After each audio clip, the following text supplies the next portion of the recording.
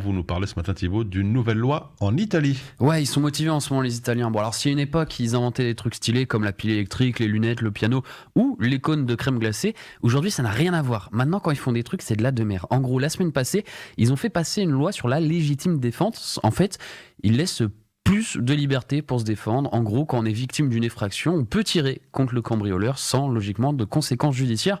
Bon, je vais pas vous mentir que quelqu'un vienne chez moi pour me cambrioler. Je suis pas très chaud, comme beaucoup de gens. Mais de là à tirer sur quelqu'un qui viendrait voler ma Xbox 360 avec FIFA 15, Halo 3 et des manettes qui ont plus de 7 ans et qui s'éteignent toutes les 30 secondes, je suis pas vraiment sûr du dos. Je sais pas si ça vaut vraiment le coup.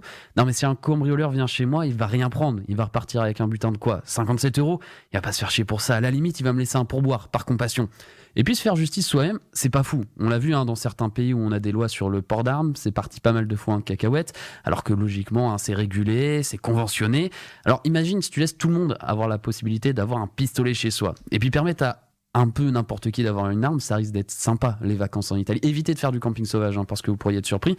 Point positif, quand même, à cette nouvelle législation, c'est pour les cinéphiles. Ah bah ouais, pour les fans de cinéma, on aura peut-être un retour des western spaghetti, c'est chouette. Un western spaghetti, mais un peu revisité, un peu plus moderne avec les problématiques qu'on a aujourd'hui.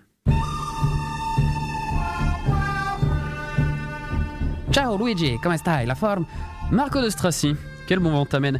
Ma, tu te rappelles de la chouquette que t'avais pris à 7 ans chez Mama? Marco, pose ce revolver, tu risquerais de te faire mal. Et puis je suis sur un autre dossier, alors bouge de là. Piou, piou!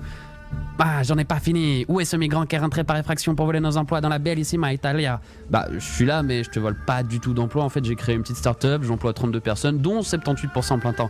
Bah ouais, mais tu dois pas respecter la nature avec ta société qui doit consommer un maximum d'énergie. Tu vas payer. Alors, pas du tout en fait, on a un green label, et puis même moi, personnellement, j'essaye d'acheter local, éviter aussi de consommer trop de viande, et puis je suis allergique au lactose, donc forcément, ça évite tout ce qui est produit laitier. Ok, mais t'es chiant, donc je te bute quand même. Ciao, bambino. Piou, piou. Bon, faudrait peut-être changer 2-3 trucs, je suis pas sûr de tout le scénar. Pareil, pour les bruitages, pour les bruits de balles, faudrait peut-être repasser dessus en post-prod.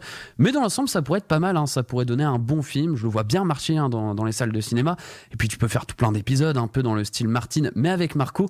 On aurait Marco contre l'immigration et les voleurs d'aide sociale, Marco contre les mangeurs de lasagne VG, Marco pour les naissances non désirées, Marco contre les GAFA qui dominent le monde, mais pas trop parce qu'en vrai ça crée de l'emploi, Marco contre les féministes qui voudraient avoir des droits alors qu'en vrai la cuisine, elles le font déjà très bien. Je vois pas pourquoi je me mettrais au fourneau.